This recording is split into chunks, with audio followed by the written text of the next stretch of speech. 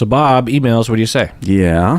This first email is from anonymous patron. She writes, "This is a question for you and Bob, if he's available." Are you available, Bob? I'm available right now. Regarding betrayal trauma. I recently discovered my boyfriend cheated on me with someone we know. He said it was a one-off thing, but it clearly took some organizing. Yeah.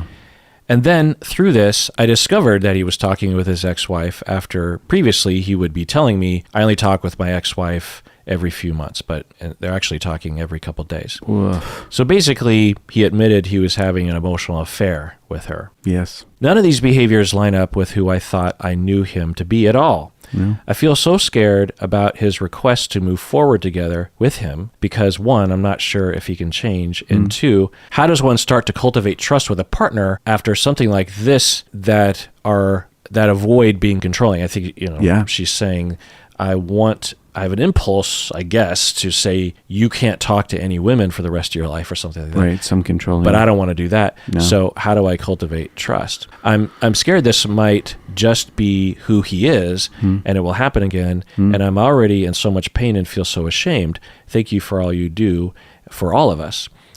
So Bob, what do you think? Well, I'm very sorry. I think it's some of the worst pain that humans go through is this kind of betrayal. It sucks. Yeah. The two thoughts I have are, I'll try to be as brief as I can. You don't have to be, Bob. You can be as lengthy as you want. Well, people like it when you talk. Well, this might take a bit then. In order to cultivate trust, there has to be a couple things to happen. One of them is you both have to understand what actually got injured. So like betrayal of trust, yes, that's a very way to talk about it. But what actually inside, what meaning does your body, does your heart make of that kind of betrayal? And that has to, as I understand it, you'll need to describe that both for yourself and for him. Could be very interesting, surprising, very intimate thing to do. And only if he's absolutely available to hear it. So you might need it might be good to have a therapist to accompany you in that particular journey. So that's the first thing. And I know I'm saying it, but see, the thing is like to touch that, it's like beneath my shock, beneath my horror, beneath my outrage is some exquisite pain. And whatever that exquisite pain is, needs to come to the surface and be expressed to the other, who you will actually need to see remorse. Like it's not enough for them to say, I'm sorry. Like it actually has to show up in their face. And I think that has a biologic component to it. Like humans just need to see that the other person really, really cares and is in pain over the pain that they caused. That's the first bit. And then the second bit is to understand what the hell is going on here, that he's cheating with this person that you know, and then still talking to his ex. Like, hey, he's not a bad person. It's a he, right? Yeah. Mm-hmm. Not a bad person, but what's up that he's doing that? Like, what's he doing opening all these windows to other people and clearly having doors for you? Like, something's driving that. That doesn't make him a jerk face, but it wouldn't be safe if that isn't understood. And if your relationship could possibly be a resource for whatever needs he's trying to get met by talking to, and going outside your relationship. As Kirk has said before, and I often think about, it'll probably never go away entirely. Mm-hmm. And it doesn't have to. And I think the difference between couples that survive this stuff and couples that, suffer from it is how willing are both people to, when it comes around again, if it's in 5 months or 5 years or 5 decades, when it visits, how do they handle it? The person that got hurt has to know that it's absolutely okay that the wound got evoked again for whatever reason, maybe an anniversary, maybe it drove past a restaurant in your town or something, who knows? Whatever it is that evokes it, and the other person that did the betraying has to recognize that this does not mean that they're the bad guy who'll never live it down. It means that they have a golden opportunity to provide love and support for somebody who's in fucking agony. Mm-hmm. So, yeah. Yeah, the only thing I'll add to that is often society or even people that you talk to, anonymous patron, will give the impression that you're supposed to figure this out right away. No. And if it depends on the circumstances, but if you think that it's worth actually giving it some time to figure out the relationship is worth it, or there's enough indication like this might work out or something, then you just have to know that there's almost no way, even if he were a complete open book and said everything that was going on and he was very self-aware, it would still take a lot of time for you to figure out what's going on for your relationship, for him to recover. In all likelihood, in light of what Bob is bringing up, it's like, well, what's going on with him? There's a chance that this is like a 25-year journey that the two of you go on. Oh, yeah. Where there's lots of twists and turns. Yeah. So you just won't know, and that's okay. Yeah. It sucks to not know. Right. Now, if that's a deal breaker and you just don't want to take that risk and you don't want to take that time, you don't want to spend 5 years exploring something only to find out that he is, quote unquote, just like that, or doesn't really love you, or his issues are too big, or he doesn't want to work on those issues, or you've fallen out of love with him sufficiently that it's not worth it to you. Yeah. If you don't want to spend that time, then, pulling the plug now, there's nothing wrong with that. Nope. So, but it sounds like you're maybe contemplating trying to see if this can work, and just get a good therapist that understands what we're talking about right here, and there are many therapists that understand it. Yeah. And settle in for a good 2 to 3 years of therapy before you can really, you can evaluate along the way. There'll be little milestones, 2 months in, 6 months in, there'll be milestones where you can think like, have we progressed a little bit? Right. Do I see signs that he is this? What's going on here? But you won't really know until you go through that. Yeah. I feel sad just hearing it. I'm so sorry. Yeah. It's so devastating to love someone and give to someone and to believe that someone is what they say, to believe someone is what you want them to be, what they say they are, the way they present to you, and then to find out that not only cheating, but that for a long period of time. Man. I've talked about this before, and when was I talking about this in a reaction video? I can't remember, but the mind screw that it does to people is, okay, wait, because it's one thing if you had a fling one night or something. It's another thing if it's going on for years. Oh yeah. Where, okay, wait, so when we had that romantic dinner, right? Were you texting her then? Right.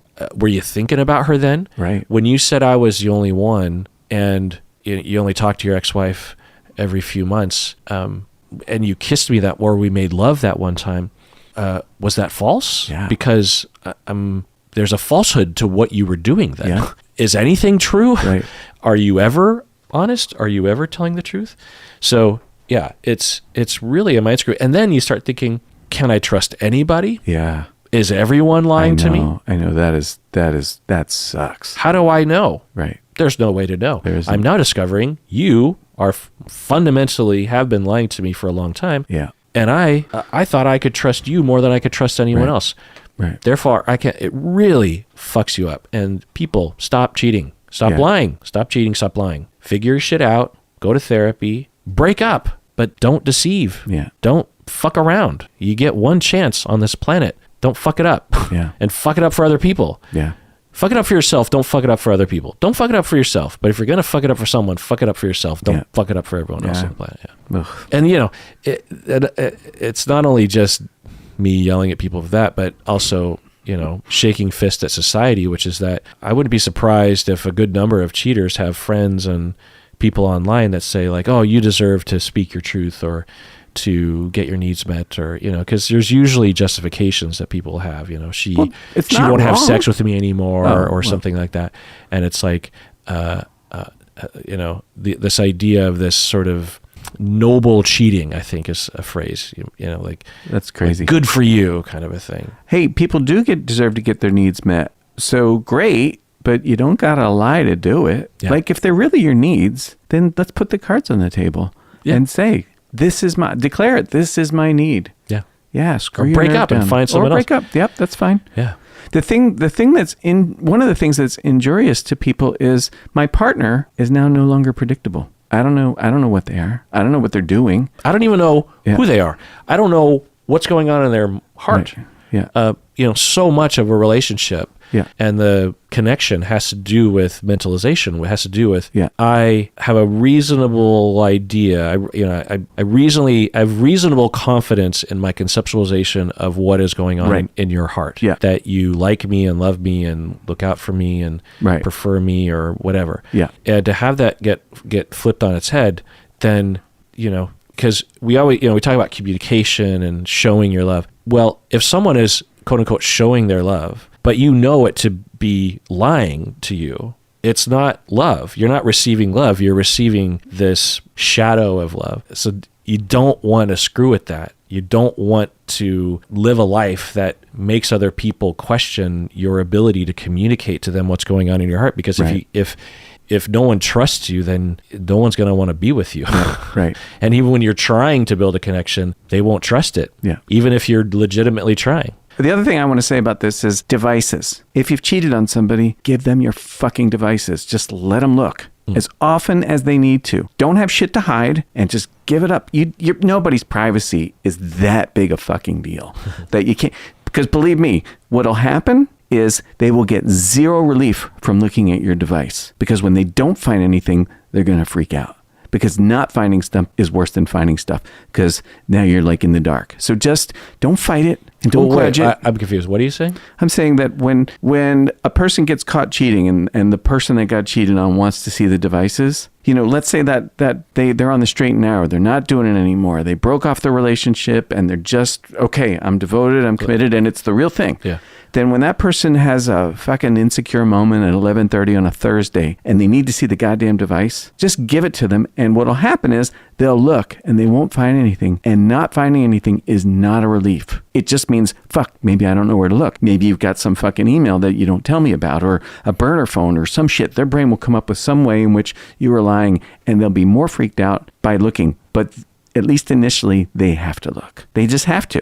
Mm-hmm. And, fuck it, fine. Give them the goddamn device. Nobody's privacy.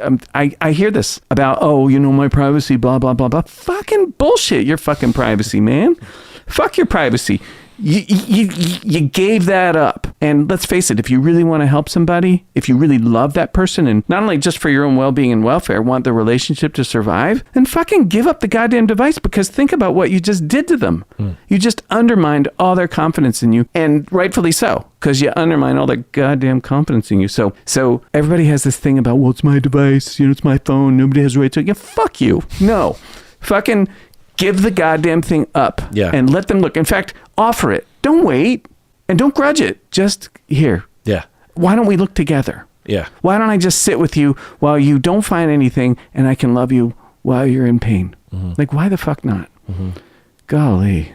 There's a cultural notion that I think is dominant that informs that resistance, that it's my privacy. Fuck that. And I think that where it comes from is from a couple sources, because I'd never thought about this, but before there were devices, like with my parents, when I was a kid, my parents had no privacy because it wasn't possible to have privacy because everything was out there. There was one telephone in our house. Yeah. Maybe you have a diary. Yeah. Maybe, but my parents didn't. No. So nobody has a diary. And I'm thinking there's a comfort to that, right? And a connection, a knowing that someone. We're all on page here. Like you don't have an avenue to privacy. Well, not only that, but you're in each other's lives. You're truly entwined. Right. Do you get to have some privacy? Sure. Could you have a private conversation with someone? Could you do something with someone else? But anyway, I think that it comes from a couple places. One is that there's a lot of people who grew up with parents who were trying to invade their space with their device. You and I didn't grow up that way. No. And so I think it kind of ingrains this notion of like, it's my right to have privacy. And but I think another avenue towards this cultural notion is that you have some partners who are paranoid unreasonably and are demanding to have access to another person's phone when there's no indication of infidelity that's happening. And they it's abusive, right? It can even get to that level where they're the abusive person will be like, you have no privacy. Yeah. I'm going to get I'm into your gonna control phone. this, and I'm going to spy on you. I'm going to, Yeah. I'll put software in your phone. Oh, You know, so gross. there's this heuristic, this shortcut people have around people deserve their privacy. And in those situations, yeah, I don't know about the teens, it's debatable, but Yeah. but certainly for abuse victims, they Yeah. deserve their privacy. Oh, hell yeah. So I think that it all gets sort of translated Mushed into the same. because absolutely, I think your frustration comes from a frustration that I've often expressed on this podcast, that if you cheat and you truly want to recover, which often is the case when people are in my office, the cheater wants to gain trust back. Mm-hmm. And yet they resist every possible avenue or measure that could be taken to build that trust back. Including not ending the fucking cheating. Right. Occasionally. But let's say they do that. Yeah. And you know, we talk about the topic of access to phone or Right. email or something. And I'm never forcing a client to do that, but Yeah. it is something that I might throw out there as a possibility. And you know, if the cheater has a hard line on that, there's other ways we can do this. But why would you not? Unless there's a really compelling reason, like, well, my dad talks with me a lot about his issues, and I don't want that to be out there. Or I have a friend who this, or I have a job that does this. Okay, Yeah, I but, have a top security clearance thing, top secret security clearance. yeah, Well, but that's not usually the no, case. It's usually just like, Yeah. but I don't want to give up my I don't want privacy. to. Yeah. Yeah. And it's like, well, you paid the crime, you got to do the time. Dude. like, What? Like you should be champing at the bit to Yeah. actually give him access. I get to help you? Right. I get to, and all I have to do is hand you this piece of metal? Right. That's easy. Right. Here you go. Yeah. Yeah. And you get to get relief from it. And we get to care about you. Well, Right. I mean, come on. Right. That's a no-brainer. Yeah. But there's also a lot of other cultural notions around people holding on to the past. And, the cheater goes to their friends or goes online and talks about the situation.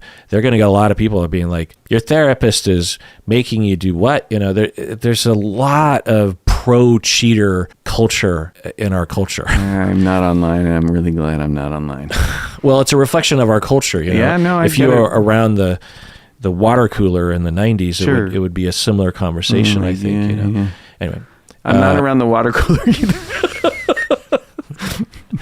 Yeah, you're pretty cut off from I am. human beings I hang aside out from with your you, that's clients, pretty much me it. and your wife.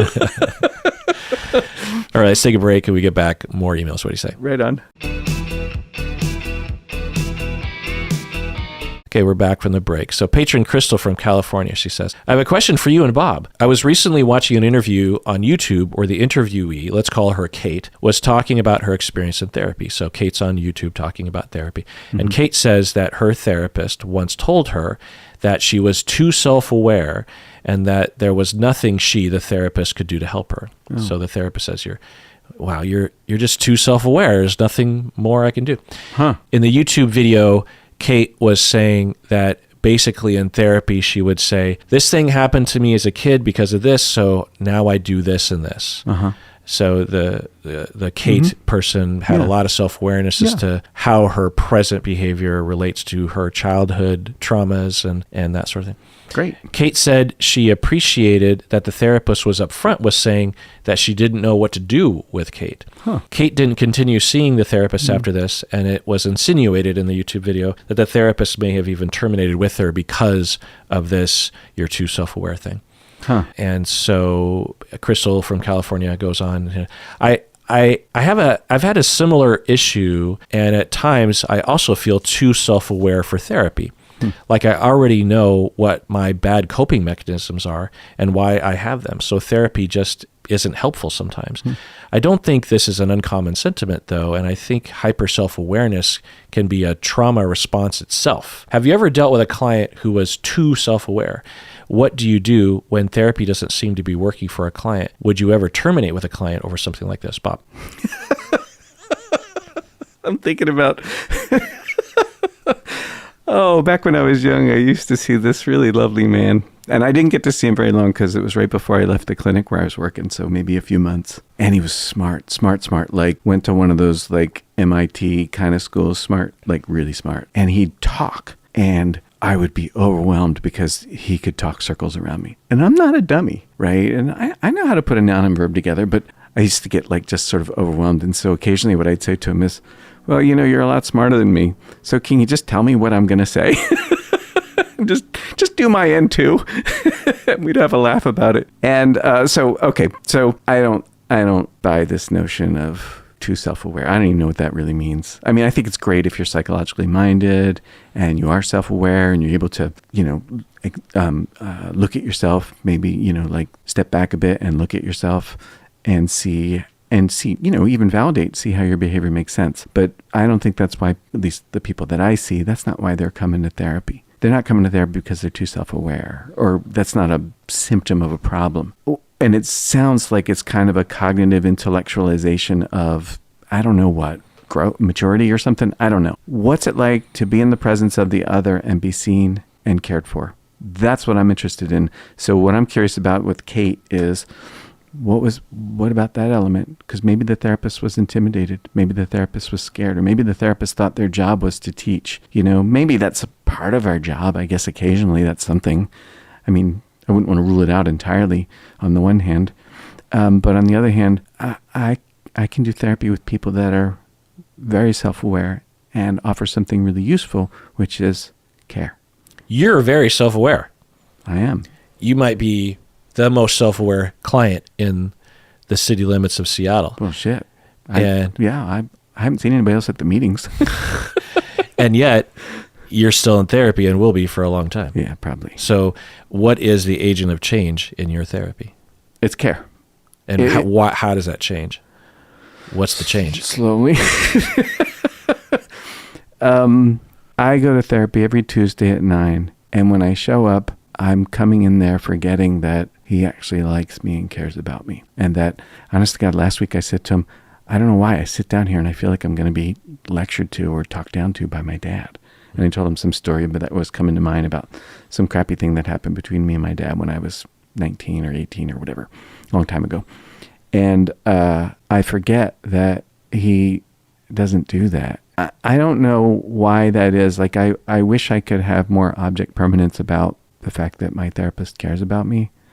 Well, it's kind of the problem. You have object permanence with your dad. Yeah, I do. Right, I do. And it's the negative kind of object permanence and the expectation of whatever. And so therapy for me is chipping away at that, that I'm actually not there to perform. I'm not there to impress. I'm not there to even be self-aware. I'm there to be loved and to try to remember. And only through that experience will you remember. Yeah. And only through that experience will you not have that transference, will you not have that assumption. Only through the experience can you counteract the millions of interactions you had with your dad. Can't think your way out of that one. You just can't. Yeah. You're very self-aware of that. I am aware. You know that. You've been back and forth. You've talked about it with him, with yourself, with me, with others. Yeah. You know the whole ball of wax. Yeah. You're what too self-aware means, but you're very self-aware. Yeah. And yet you're still in therapy. Yeah. And it's still helping you change. Right. So for Crystal, I guess I'm thinking, why don't you just, if you're in therapy, why don't you just talk about what it's like to be in therapy and be self-aware if that's what it is. Like, I noticed that I'm aware of this. Okay, great. Good. And what's going on between us right now? What's happening here in our relationship? But I'm a believer in attachment-oriented psychotherapy. Mm-hmm. Not all therapists believe in that or do that. And, I think that there's a place for CBT. Yeah, there's a place for that. And it's great. That's fine. And there's evidence behind it. And a good CBT therapist is not without care, I hope. I don't think they are, though maybe some of them are. I don't know. Doesn't matter. In my opinion, that's not where I should restate. I think for a lot of things, that's not sufficient. And attachment-oriented therapy is curative. Mm-hmm. Yeah, and it depends what we're trying to cure. Well, that's true. So to go through your email, Crystal, you say that Kate was too self-aware and that in therapy she would say, this thing happened to me as a kid because of this, I was abused by my dad because my dad was abused as a kid. So now because of that, I was abused. Now I will see abuse where it's not really happening, or I will become abusive or something like this. Yeah. And yeah, that's very self-aware. Yeah. I can't imagine what being too self-aware would look like. Yeah. Like somehow your brain has burst out of your head or something. And how can you be, there's no such thing as being too self-aware. What is the therapist trying to communicate in that? It's other than rejection. But it also implies that you shouldn't be that self-aware. Like you should stop with your self-awareness before a certain threshold, because if you do too much self-awareness, it's a bad thing. I think literally there are people who believe that. And I think some therapists might believe that. Well, apparently this one did. Yeah. There's a possibility the therapist just felt inept. Yeah, that's my guess. And is just like, you're annoyingly self-aware. You're more self-aware than I could even imagine giving you. And so that's annoying to me. So I'm going to say you're too self-aware. Yeah. Also, there's a shaming of therapy and self-awareness in our society. And so I think people will say, you think too much. People say, I overthink. Yeah. Annoying. And it depends on the situation, but often what I'll hear or what I'll evaluate when people say that someone is overthinking or they themselves are overthinking is that they are thinking about something that's scaring them and they are backed into a corner and they don't know what to do. So they're thinking about it a lot. Mm-hmm.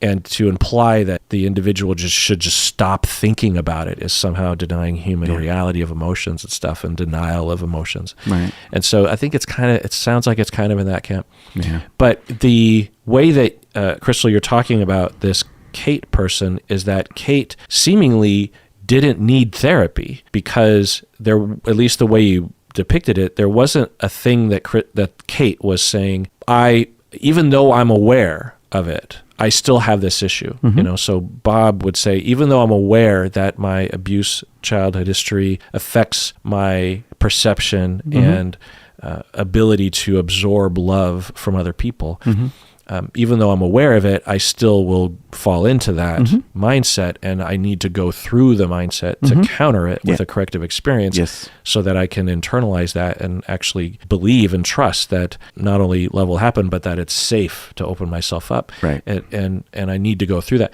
It sounds like for this Kate character, there wasn't anything like that.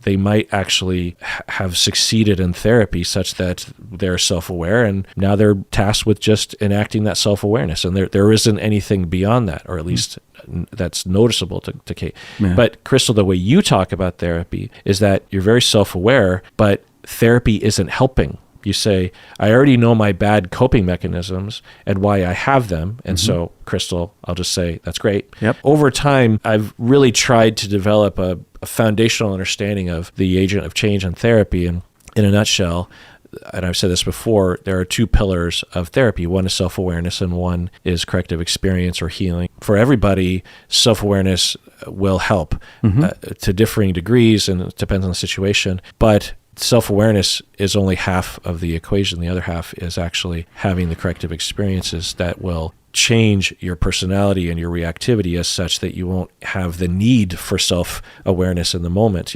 Like with Bob, let's say, I don't think this will happen, but let's say that in 5 years you have enough corrective experiences such that you don't have any reactivity to getting close to people, or you have the normal amount of reactivity. Then you wouldn't necessarily need the self-awareness of why you might react in a distorted way based on your past abuse history, because it doesn't come up. It doesn't come up. Yeah. So the self-awareness and the self-awareness leads to the ability to frame your experiences in a corrective way such that you can change the personality and heal such that you don't need the self-awareness anymore. I mean, you always need some self-awareness. Yeah. Anyway, so I'm guessing that you just haven't met the right therapist. The other possibility is that you haven't presented the right problem to the therapist. The other possibility is that I think, as Bob was sort of alluding to with the MIT guy, is that, and I've worked with clients like this too, and there's no indication of this directly, Crystal, but narcissism is a thing. It's a protective measure of I am superior to my therapist, or I don't really need help.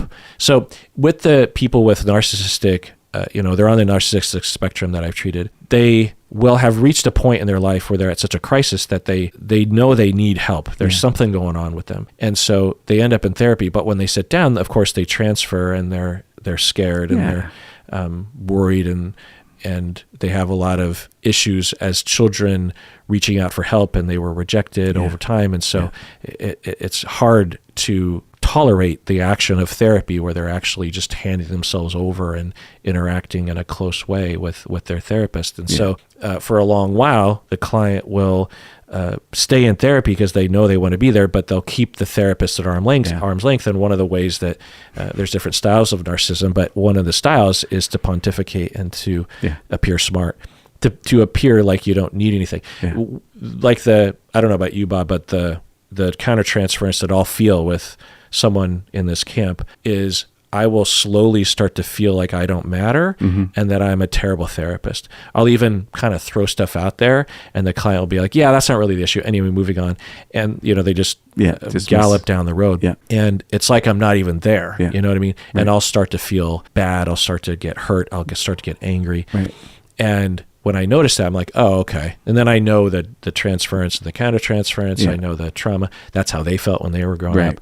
And so it gives me a way forward. I don't necessarily do something with it right away, but it gives me ability to frame it. So, there's a possibility if someone came to me and said, so I'm in therapy, and it doesn't usually work for me, I've been told I'm too self-aware for therapy, and so I don't have a lot of confidence this is going to work, but I'm hoping that it will work. I would, on the my short list of hypotheses would be that the person has a protective part of their personality that pushes people away in this way and tries to appear that they're independent and don't need any help. So and along these lines, I think what you're getting at, Bob, is someone could come into, and I've done this before too, I'm sure you have, and I've framed it this way. So I don't require self-awareness up front. So a client could come to me and I can try to work on self-awareness, but if it doesn't seem to work, or it's a child, like they're 5, and there's not a lot of diagrams that they're going to absorb about countertransference and abuse and this sort of thing. Sure. I will forego self-awareness for the other pillar, which is corrective experience. It helps if they're self-aware because then they can actually do things in the moment and frame things in a more corrective way for them. But it's not necessary. You can do only corrective experiences with people and have that result in change for them. You know what I mean? I was just thinking about this man. I really liked him. I really liked him a lot. And he had been through several therapists in the clinic. And I used to approach our meetings with empty hands. He could dismiss me. We used to joke that he could crush me with his iron boot of intelligence. Being empty-handed and not needing him to do anything for me, I think was really helpful to him. It gave him a space and some freedom. And I only saw him for a few months. And at the end, he said to me, he said, you're the best therapist I had here. And I said, well, thank you. And then he laughed and he's like, I'm not saying you were a good therapist.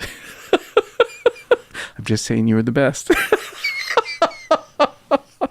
So I laughed with him because it's really funny, and it was also his way of keeping distance, but it's like he could reach for me with his back to me and his hand out. He could stick his hand back behind him to try to reach for me, and that was the best he could do. And I accepted that, and that was fine.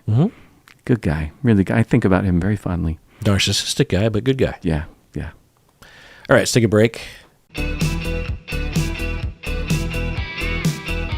All right, back from the break. Annual anonymous patron, she says, lately I've been listening to a lot of episodes with you and Bob, where he gets vulnerable with you, which inspired me to write this email.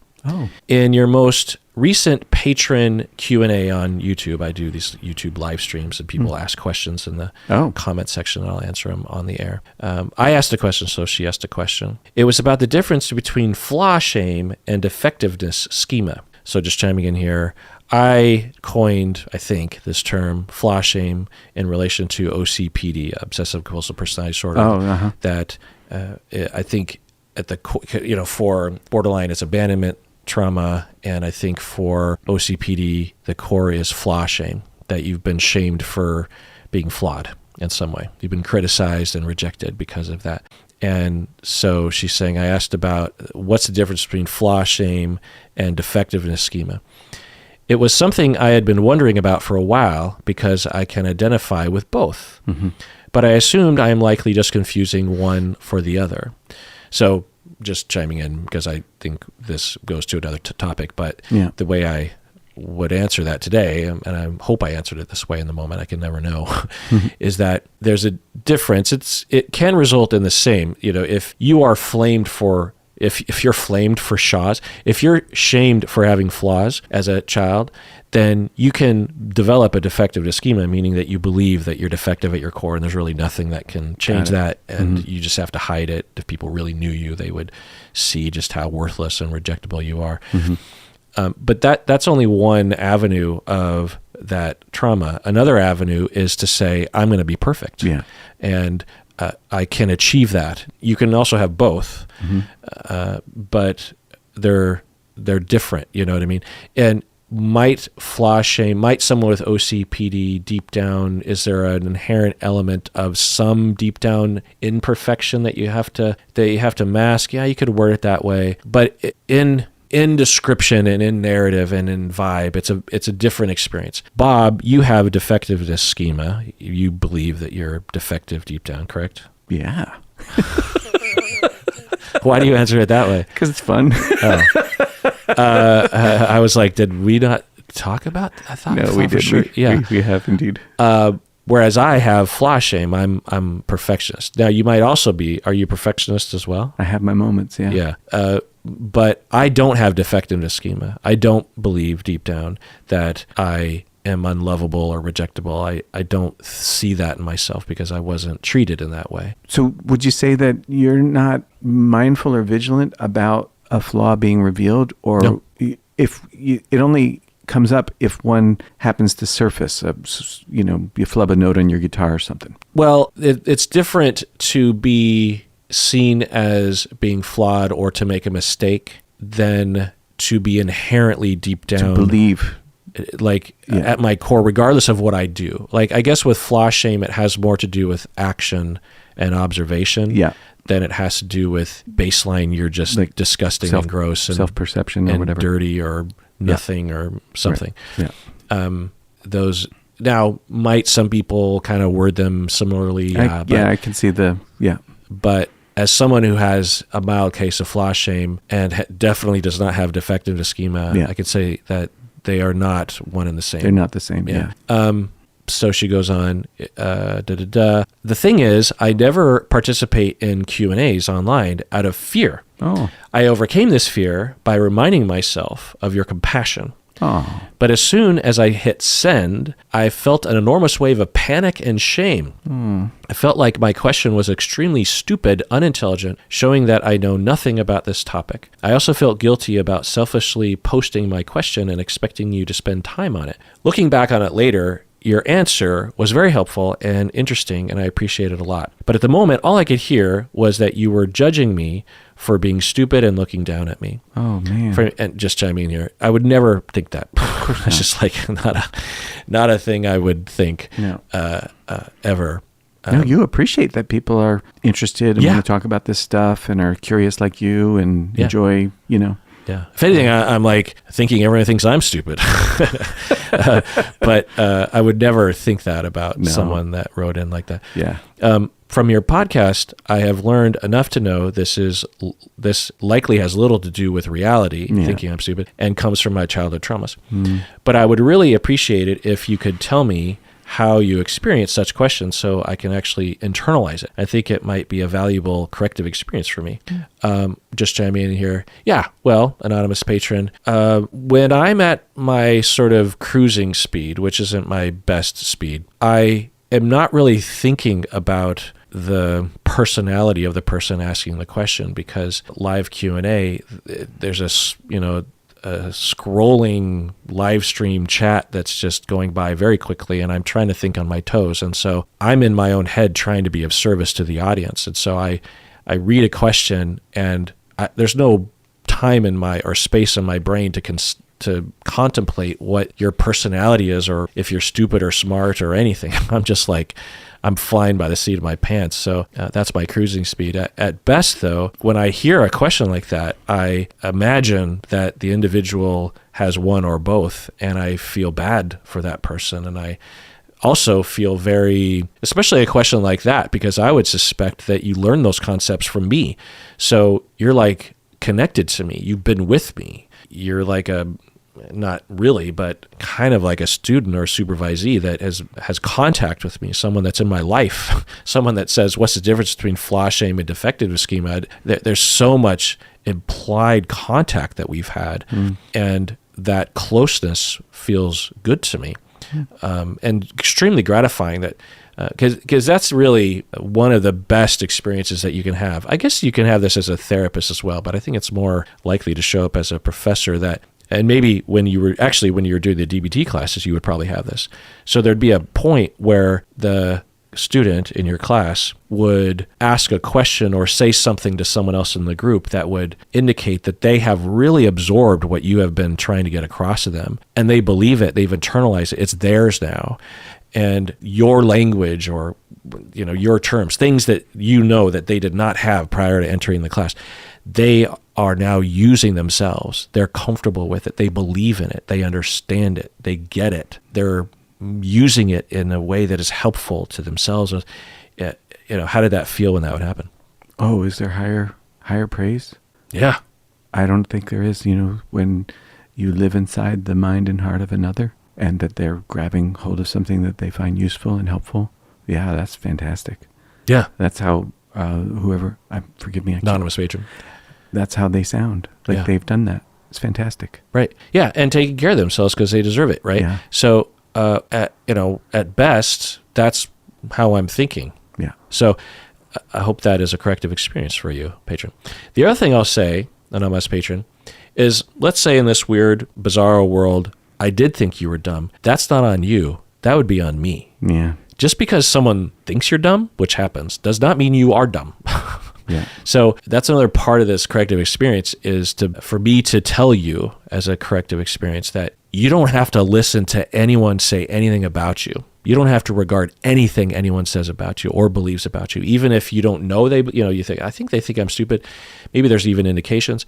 Even if I were to say that you're stupid, that does not matter, because that is on me. I'm the stupid head. I'm the dumb one. I'm the hostile one. I'm the unfair one, not you. You are not blended with other people's thoughts of you. You are your own thing, your own pillar of awesomeness that has nothing to do with what other people think of you. You can regard it, and it's hard not to let it in. But even if someone did think you're stupid, that's, it's sort of like, at best, if I'm on the street or in public and some toxic male calls me a pussy or something, at my best, I'd be like, well, that's on you.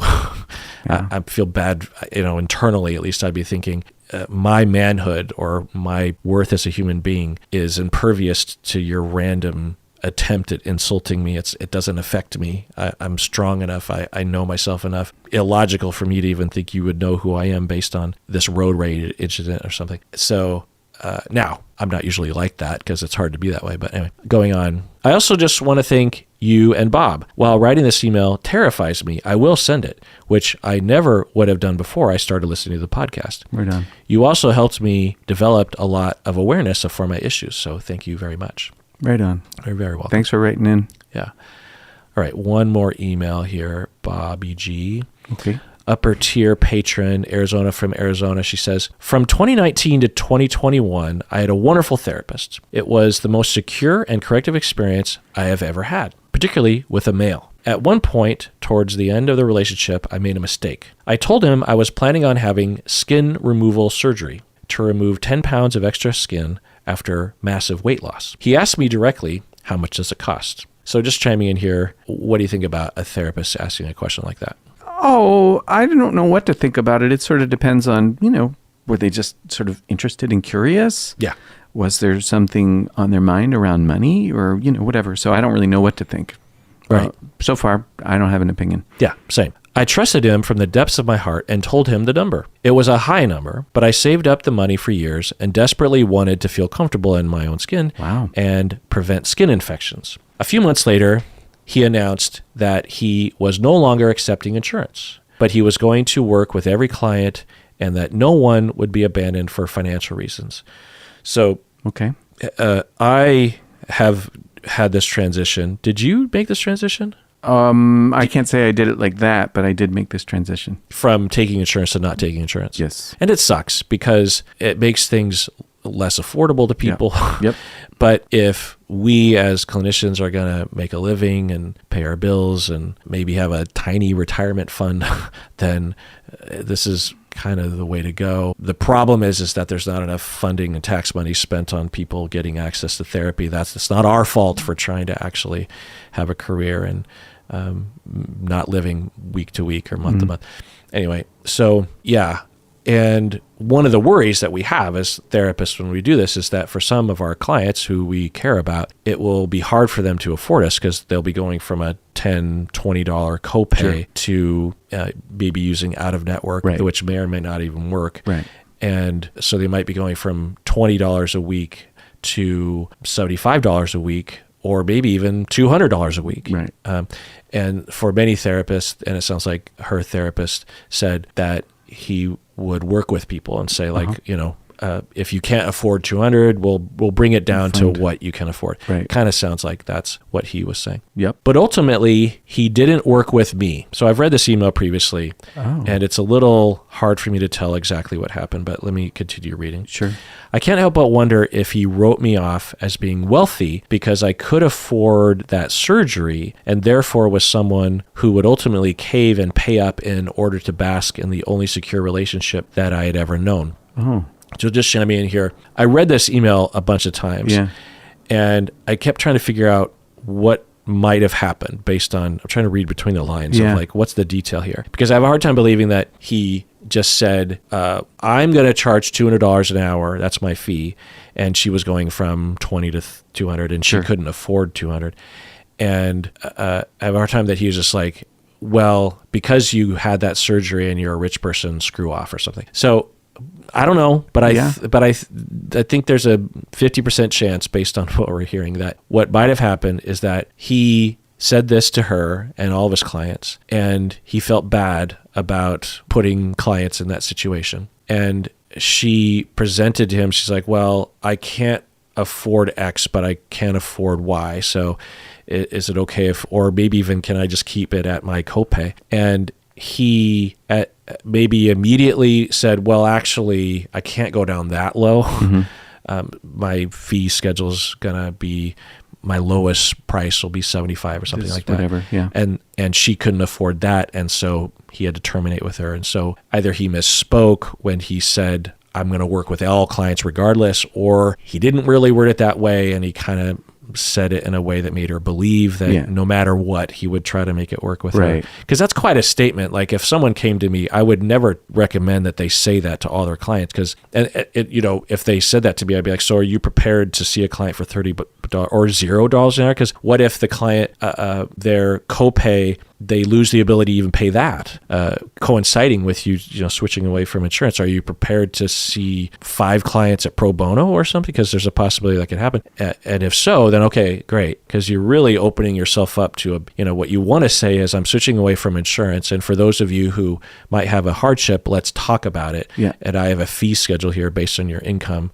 And if that doesn't work, then unfortunately, I will give you, you could say, I'll give you 5 pro bono sessions, but we have to actually transition to another therapist. To pretend you don't have limits is just silly. Yeah, because it's just going to happen, I'm guessing that he switched away from insurance because he wanted to make more money to begin with. So to set yourself up for failure with make less money, is not a good idea. And maybe they didn't think it through, whoever the therapist is, maybe. Right. They were scared and they felt guilty. And so a lot of therapists do feel guilty about money. And, And I was guilty of that. Like I wouldn't even gather the money. I would just put it off, and then people would have these enormous balances, and then I had clients that didn't pay those balances, and I just said, well, that's kind of on me.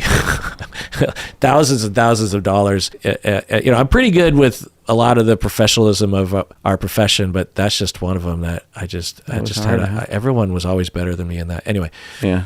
So I think something happened there, and she couldn't really afford, or he changed his mind later and said, well, actually, I guess I did say I'd work with everyone, but that's not really true. Yeah. And then he terminated with her, or they agreed to terminate because of the financial problems. That's what I think. Because I think if he just rejected her, like, you're a wealthy son of a bitch and I'm going to get rid of you, she would have mentioned something like that. So I'm guessing it had something to do with that. Okay. Could be that therapists didn't know their limits until they crossed them. Yeah. Yeah. Right. I mean, nobody knows their limits until they cross them. Right. Also, you could change your mind. You could, in the moment, say, I'm willing to work with everyone. And then 6 months later, you're like, actually, I don't want to do that. Yeah, that's okay. Yeah. It's not great business to set up that expectation, but and maybe you could be liable for something like that, but I don't imagine that there's that would nothing pan unethical out. about. Yeah. Like McDonald's says, we're going to charge $1 for a burger, and then later on they say we're raising the price. Now, if McDonald's says something like, we are never raising our price above $1, right, then then you have a problem. But and maybe the therapist did that. I don't know. Yeah. But the leap that the client is making is that the reason why it broke down was because she told him how much her surgery cost, and she's concluding that it's because of that, which there's at least in the email. There's no email, we can't. So she asks, was it ethically questionable for him to ask me how much I paid for the surgery? I have been permanently scarred by this experience. Okay, so is it ethical that he asked the question? Yeah, there's nothing wrong with that question. And if you're in therapy with somebody and something like this comes up, you get to talk about it. Right. Like, it feels weird for you to know, or like that feels invasive if that's the case, or whatever. Or are you terminating with me because of that? Do you have some impression about how much money I have? Yeah, and this is in the context of what she's saying as a wonderful therapist who was very secure. So we could guess and say that he's not this conniving Machiavellian a-hole. Probably not. So, I will say, though, that if I heard a clip from a therapy session of a colleague or a supervisee, and it sounds like immediately that's the question he asked, I would ask the clinician, why did you ask that question? I wouldn't say it's a bad question, but what was the impulse there? Because if there was a clinical reason, that I'd be, oh, okay. And then I might say, well, you didn't really make that very clear, because the way it came across, it sounded like you were just kind of curious or interested. It could come across wrong, because you get into topics like that. Plus, like, for this individual, the body shame or the life goal of getting the body that feels right to them is a big emotional deal for them. And for you to just micro ask a question like that of how much does it cost, it's like someone's telling you about how they were abused as a kid, and you're just like, what outfit was your dad wearing at the time? You're like, well, what does it matter? Well, I don't know. I'm just curious. It derails people. So I don't know what's going on there, but maybe there's a justification, like, well, I know the therapist could say that I know that she really struggled with money, and we had actually talked about how sometimes she would overspend, and so that. But I could honestly, given the context, see a therapist saying, "Yeah, I don't really know why I asked that question. I was just kind of curious because I was watching the show about those kinds of surgeries, and I'd heard that they were really expensive, and I was just kind of curious, like, how much does something like that cost? Because it's probably, is it a lot of money? Are we talking like 50 grand, or are we talking like 2 grand? Like, what are we talking about here? Like, you can imagine a therapist just being kind of, and maybe the therapist was that loose. Maybe the therapist is that kind of therapist where they're just kind of more casual in their questions, which, anyway. So to answer your question, based on your description, patron, was it ethical? Yeah, it's not unethical going on. I have been permanently scarred by this experience. I still cry about it. This is 2 years ago, the termination. I still cry about it. I have intrusive thoughts every day, and I feel trauma. I feel the trauma well up in my throat whenever I think of him. I have been considering filing a complaint with the board. For me to feel this way after more than a year, something went terribly wrong, but I don't know if an ethical violation of substance occurred. Any thoughts, Bob? I don't hear an ethical violation. I hear a lot of pain about what sounds like an abrupt termination in a sense of rupture. Yes, of course you can file a complaint. That is absolutely, you're right. I don't know that based on what's here that an ethics board will do much. Yeah. I'm not saying that they should. I don't know if they should. Depends on the circumstance. It depends on the circumstance, but yeah. I mean, termination is a flashpoint for complaints being honored by a licensing board or in a court of law when you're being sued. You know, it's one of those things that I had to kind of learn as time went on, that when we terminate with clients, we have to really make sure we're doing it right and that we're buttoned up. And if there's a rupture, that you try to minimize that as best as you can. And because once you terminate, if the rupture grows, which it sounds like it has with this client, then you're not there to counteract it or help with it at all. Right. And harm can occur. And a year or two later, the client could end up having it balloon so large that they end up taking action against you. So making sure that you terminate well, also around suicidality and that kind of thing. Right. But anyway, yeah. First off, it sounds like you're suffering greatly from the loss of that relationship. Yeah. And it sounds weird, but I would recommend going to therapy to help recover from that loss. Yeah. Sounds weird, but we've given that recommendation to other people before. Yeah. I mean, it sounds like for you, patron, you have relational traumas around abandonment or abuse or something, denial of a secure relationship. And this relationship was very valuable to you. And to lose it is devastating. You might even say it's the one secure relationship that you had, and to have that end based on how you perceive, at the very least, putting aside the surgery that you went through, at the very least, he wasn't willing to lower his fee such that you could continue to see him. You know, that hurts. Yeah, that hurts. That's rough. Yeah. I mean, and it is something to think about for you clinicians out there, because if I were in that situation, if I had a client that I thought there was a 20% chance that no matter what I did in the termination, if I did everything perfectly, that the client 2 years later would be traumatized by this break, I personally would not terminate. I would see that client pro bono, because I would say to myself, why am I on this planet if not to do that good? Right. Why did I become a therapist?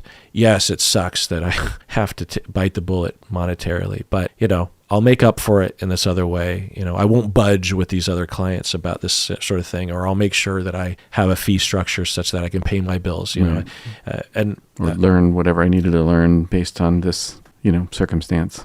Like maybe their fee is too low. Like in general, their fee is too low and they don't have room in their practice for pro bono. Oh, that's important learning. So if I'm going to keep a client pro bono, then set it up so that the rest of my practice can support that. Right. Yeah. And so that's me. But if someone said, I can't really do that, I wouldn't fault them. It just sucks. It sucks. It's just one of those things, one of those unfortunate aspects of the profession of being a therapist.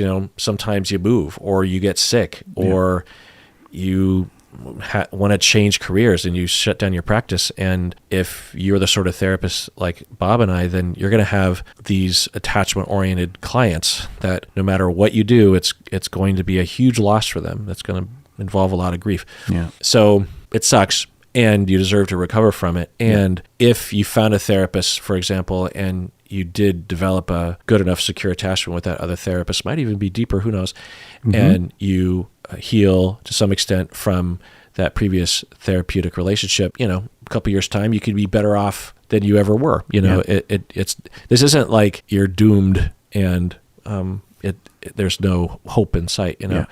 So it sucks, and I'm sorry that happened. As Bob said, you could file a complaint if you want to, but I doubt the board would investigate. And even if they did investigate it, I'm guessing that he could provide an acceptable explanation as to why he changed his fee or why he terminated. Yeah. And even if they did sanction him, which would be really a long shot of some way, it would probably be minimal given what a licensing board sees. This is not the sort of thing like having sex with a client or that sort of thing. Yeah. So even if they did find in your favor, they would probably only quote unquote sentence him to an ethics training or probation for a year or something. Yeah. So you just have to consider that whether it would be satisfying to you. Sometimes you can work into it like, I demand an apology. On the other hand, you can just directly complain to him. I find that a lot of people don't consider that. Yeah. You can write a letter and just mail it to him or email it to him and be like, and just tell him, Yeah. What's going on? I did not appreciate it when you did this. And, maybe that will provide some satisfaction. Right. Maybe it won't. Maybe he'll apologize. Maybe he won't. Maybe he'll defend himself. Maybe, I don't know. Maybe he'll give corrective information, like it didn't have anything to do with the money that you saved. Yeah. Maybe that person is even proud of you for looking after yourself in this way, saving your money, which probably wasn't very easy, to do this thing and recognizing your own need. It's like, that's what stood out to me in this story is they saved their money so that they could look after themselves and take care of this thing. Mm-hmm. Like, that's really freaking cool. Mm-hmm. It's really cool. Yeah.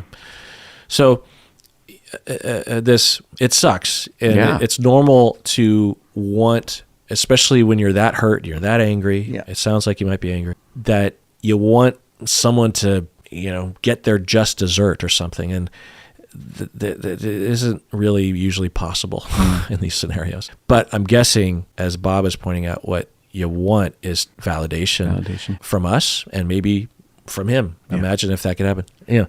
There's a risk there. Yeah. If you send the letter and he just doesn't reply or defends himself, it could make it worse. So, again, talk with a therapist about that. Right. All right. Well, that does it for that episode of Psychology in Seattle, Bob. Yeah. We have a lot more emails. It's funny. So in one of our more recent episodes last month, at the end of the episode, I was like, hey, we finished all the emails. And someone emailed in or commented or something, and they're like, wow, so Kirk doesn't have any emails. Let's start sending him emails. I want to be clear. Only the emails that are in the Bob document were completed. The email documents that I have are, a lot longer. Plenty left to do, eh? Yeah. There's only I would say 1 out of every 40 emails is applicable to Bob and me. So I have a lot more emails than that. Plus, a lot of even Bob applicable emails keep coming in. Right. Anyway, and along these lines, I just want to remind everybody that we are now at a place as a podcast where it's not possible for us to answer everyone's emails. Oh. And that sucks. Yeah. And I know the feeling. I know I've been there. I've emailed a podcast or I've left a voicemail for a podcast. And when they don't, I think about the wording. I try to make it as heartfelt and as I try to prove that I'm a true fan. And to get nothing back, it sucks. Yeah. What I'll say is the average podcast doesn't reply to anybody, email or podcast wise. Really? Oh yeah. Oh, I didn't know that. Oh yeah. Oh. Like the fact that we even reply verbally or through email to anybody is kind of rare. I mean, there's some content providers that are just constantly replying to everybody on TikTok or something, but I will say that I feel some solace in that I'm doing better than a lot of others. Like I was talking to the very first psychology podcaster, Dr. Dave. Dr. Dave, yeah. And did you ever listen to this podcast? Because you don't listen to podcasts. I was asking him when I was interviewing him, I asked him, I don't know how we got to this topic, but I said, well, aren't you interested in what your listeners think? Or aren't you interested in their thoughts or their questions? And he just had immediate no. and I just thought, I think a lot of content providers, they just not interested. Yeah. I mean, I guess, I don't know. I can't relate to that. So I've always been interested because I want that relationship, that contact. Yeah. I don't want to just talk into a microphone and have it go out. I want to. You want there to be an exchange of whatever there can be. A human exchange. Yeah. Yeah. And so, anyway, so I take some solace in the fact that we do some of it, but I get it. There's sometimes when I'll skim an email and I don't even have time. It's funny. There's another YouTuber that I watch. He repairs guitars. Neat. T Woodford is his handle. And that's an apt name. And he just repairs old acoustic guitars and electric guitars for 45 minutes, and he has this very soothing voice, and he'll talk about things, and I just watch him, and I just love it. And he said one time, he's like, I get a lot of emails inquiring about fixing people's guitars from all over the world. And the truth is that 99% of the inquiries I can't get to because of time, but also it's economically not feasible. Someone will have a $200 guitar from, they live in Europe and I'm in Canada. For them to ship it to me, it would be like $2,000, I don't know, some inordinate amount of money for me to do work that they could just take down to their local shop and they could do the work. Like you don't ship it to me for that. That's not good for you. Right. And so he has all this, all these responses that he has to tell people. He feels obligated to reply. And so he did the math, and he's actually counted how many emails he gets in a year. And he says that he gets X amount per year. And he's like, on a good day, let's say it takes me 2 minutes to reply to an email, to think about a response and type it out and da-da-da. And when you calculate that out, it equals like a month and a half of full-time job work. Because when you think about, okay, it just takes 2 minutes to reply. It never takes me 2 minutes to write an email. Right. But when you add up all of the emails and getting into the mindset, sitting down, it adds up. And so I want to say that because when he was saying that, I was like, I never had thought about that's the reality that I go through, and I get way more emails than this guy does, and I can't reply in 2 minutes. There's so much involved in what people are asking of me. And so I just want to put out there, and I've said this before, but I'm reminded of people feeling hurt that we don't get to their emails. And it's partly my fault because I kind of set up that expectation in the past that's like, I will do that because I was committed to that. And you could. I could, but I can't, and it sucks. So I'll be reading an email and I'll be thinking, this is such a heartfelt, interesting email, and I don't have time, and I think I answered it in a previous episode, so I'm just going to put it aside. It pains me to do that. Yeah, I bet. And I know some people are like, well, just reply, and I'm telling you, I wouldn't be on this microphone right now. I wouldn't have time to do that if I did. If you did. And it brings a tear to my eye because I know how that feels, And I know no one thinks that I'm their special podcaster, like they're the only one emailing in, but I don't know. I just want everyone to know. But when people reach out, huh? You'd like to be able to reach back. It's just, you just want to. You just can't. Yeah. And also these individuals are spending hours listening to us. Right. I can't spend 2 minutes to reply. You can't. Apparently I can't. Well, 2 minutes or a half an hour or whatever it would take to reply in the way that you want, because you don't want to half-ass it. Yeah. And you're just letting us know that it's beyond your limits anymore. Yeah. It didn't used to be, but now it is. Yeah. Oh, I'm sorry. I mean, maybe I'll get canceled on the internet and my numbers will plummet, and then I could go back to answering it. So for people out there, one motivation to get me canceled from me. Do you know what canceled means? I do. Oh. Just plotting how to do it. Because you're staring at me with a blank stare. Yeah, and I'm just thinking, let's see, what would it take? Hey, I did my 7th cameo this morning. Ooh. Yeah. How was it? It was really nice, like what I get requested to do with a little bit of encouragement or whatever, and I'm happy to do that. And how's it feel? It's nice. I mean, it feels a little weird because, I'm not used to, whatever, talking into the camera or whatever.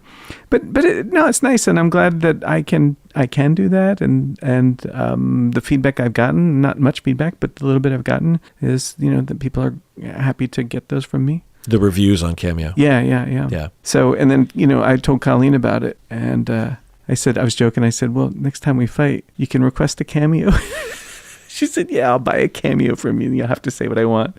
And I say, well, if that's true, then really I'll be buying it. And community property state and all. Yeah. So I don't know. I actually could happen. She might request a cameo. It's funny. Yeah. Yeah. I was at the beginning when Cameo first came out, I had a typical reaction, which is like, oh, there's all these like D-list celebrities that are struggling with their careers, people that aren't getting roles anymore. And they're, I don't know, these online prostitutes essentially that are trying to eke out some level of fame or some level of income. And you're just like, that's kind of sad. I remember thinking that in the beginning. Then when Cameo reached out to me out of the blue and said, hey, you should be on Cameo, I was like, huh? And I just thought, no. And then I thought, well, I don't know, maybe let's do an experiment for a month and see how it goes. Yeah. And then when I started doing it, I realized the magic of it, the way that it feels, The way that I think about it is that I would love to do a Cameo for everyone that wanted one for free. occasionally that would happen in the past. Someone would email in and say like, oh, my wife loves you. Can you give her a birthday blurb that, record one and send it to me and in your podcast style, and then I'll play it for her. And, I would do that sometimes. Yeah. But what the way, so I wish I could do that for everybody, because I know what it's like to get a cameo from someone that you love, like Taylor Rapp from the LA Rams. He used to play for the UW Huskies as a defensive back, and he's half Asian. So I think he's great. Yeah. I was a defensive back, and anyway, so I got a cameo from him. My friend got me a cameo from him. Oh, right on. And I was just delighted. But it's so dumb, because it's like, I know he doesn't really know me, but it's just delightful. Anyway. Yeah. So how fun. I would love to do it for everyone, but I can't with time. So I kind of consider the fee to be this barrier of entry kind of a thing. It just like limits the number of requests that I get. So that it is manageable. Yeah. And also maybe people make sure that it's a special enough event, instead of just like, tell me that tell me good morning today or something. Yeah. So, that's kind of the way I think about it. It makes sense. And, I pretty quickly started to realize just how nice it felt to be able to give to someone in this way, to try to, maybe it's a little piece of advice, or I'll write a song or something. And that's nice. Yeah. I mean, it's just a little quick jingle or something. Like someone just asked for a cameo this morning, and so I'm looking forward to doing that. It's a little kind of a bright moment. Yeah, right on. I'll say though, I have to be in the right mood. Like there are some spans of time, like a few days, where I'm just not in the right mood. Oh yeah. You gotta be chipper. It's true. I never do them on the spot. I always let them percolate, and then I always make sure I shower and shave. Put on a nice shirt. That's the other thing. Like you can't look like a slob. No. If I'm not gonna do. And in the meantime, I think about what they said, and I really. So you germinate. Yeah, for sure. Huh. And then usually I record like 10 versions of the thing, and then like, really? No, that was dumb. No, I was looking in the wrong place, or no, you flubbed a word there. Wow. No, I don't write it down. I just like get a sense about what I want to say, and then eventually I'll do a version that I think is worthy of being sent and says what I want it to say, and that's a lot of labor, my friend. Yeah, it's like 10 minutes, 15 minutes, whatever. It's fine. Yeah, worth it. Yeah. So and I imagine I'll get faster as time goes on. So yeah. But in the beginning when I first did them, it would take me like an hour to do one cameo. Yeah, right. But now I can do it pretty quickly. Yeah. So, but that'll happen sometimes. I'll be like 3 minutes in and I'll flub something. I'll be and I'll start over again. Right. Yeah. Or sometimes my phone, for whatever reason, craps out, and I'll record the whole thing, and it won't go through. Oh, bummer. And I'll be like, it's kind of weird to start over from the beginning and act like it's the first time kind of a thing. It is. Yeah. All right, Bob. Well, that does it for that episode. Everyone, please take care of yourself and get the therapy that you need, because you deserve it.